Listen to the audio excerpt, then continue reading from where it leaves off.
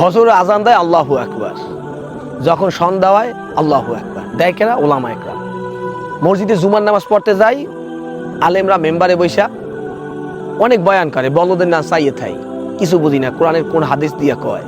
যখন বাংলা উচ্চারণ কয় তখন মোটামুটি একটু বুঝি, যখন হৃদয়টা লাগে তখন চোখের পানি পড়ে। কোরআন নাজিল করলো আল্লাহ তাআলা রাসূল পাক সাল্লাল্লাহু আলাইহি সাল্লামের উপরে। এই কোরআন শেখার জন্য আল্লাহ নবী রাসূল পাক সাল্লাল্লাহু আলাইহি সাল্লাম ফ্যাক্টরি বানাইলো, সেটা কি মাদ্রাসা।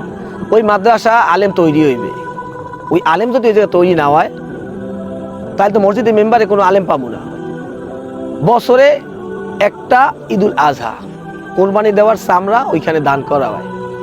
একজোড়া জুতা পরি আমরা 5,000 7,000 10,000 টাকা, একটা কোমরের বেল কিনি 3,000 টাকা, কি গরুর চামড়া, কিন্তু ওই চামড়াটা 300 টাকা বিক্রি হয়। কে আলেমরা খাইয়ে বড় হয়ে যাইবে। এই দইলে বাংলাদেশ সরকার যে কয়দিন ক্ষমতায় ছিল ইন্ডিয়ার লাগে পীড়িত করত, আর ওরা তো মুসলমানের দেখতে পারতে না, ওরা ছিল মুসলমানের শত্রু। কারণ ওরা গরুরে মা ডাকে, আর আমরা মুসলমানরা গরুর কলজারে সিবেই সিবেই খাই, এরা মানতে পারে না। মূল কথা হইলো যারাই ক্ষমতায় বসেন আগে মাদ্রাসা উন্নতি করেন। এই মাদ্রাসায় যদি তালবে ইলম না তৈরি হয়, আমের বাপে মরিয়ে যাইবে, আমের দাদাই মরিয়ে যাইবে, আমের মায় মরিয়ে যাইবে, আমিও মরিয়ে যাইবেন, জানাজা দেওয়ার মতো কোনো আলেম পাইবেন না। আলেমগণ আছে নবীর উত্তরসূরি। আমরা যখন জাহান্নামের পথে দৌড়াই তখন আলেমরাই আমাদের পাশে দাঁড়ায়, হে বান্দা এদিকে আসো, হে নেবাই এদিকে আসো, জাহান্নামের পথে যাইও না। পরকাল বলতে একটা জিনিস আছে, আল্লাহ কিয়ামতের মাঠে ধরবে, রোজা করছো কিনা, নামাজ পড়ছো কিনা, হজ করছো কিনা, জাকাত দিয়েছো কিনা, কুরবানি দিয়েছো কিনা, আল্লাহ রাজি খুশি কাজ করছো কিনা। নবী নিজে না খাইয়া ইসলাম প্রচার করার জন্য নিজের পেটে পাথর বাঁধছে, আর আমরা মোস্তাবাই জম্মের খাওয়া খাই, আল্লাহর জমিনে ভাই আডি অহংকার করি। আল্লাহ কি ছাড়বে? এই ওলামা একরাম কয়, এই ওলামা একরাম পিছনে নামাজ পড়ি না, প্রতিদিন বলে হাইয়া আল্লাহ সালাহ, নামাজের দিকে এসো।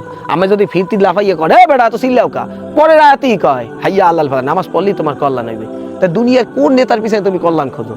নবী যে কথা কইছে হাসাই দেরা বড় হয়ে গেলে, তোমার নেতারা স্টাইজে বইয়া চুরি চেঁচামি ডাহাতি রাহাজানি চান্দা ধান্দা ইয়ে শিখায়, অন্যের দলের লড়নে শিখায়, আর আমাদের ওলামা একরাম নবীর পথ শেখায়, সিরাতুল মুস্তাকিম।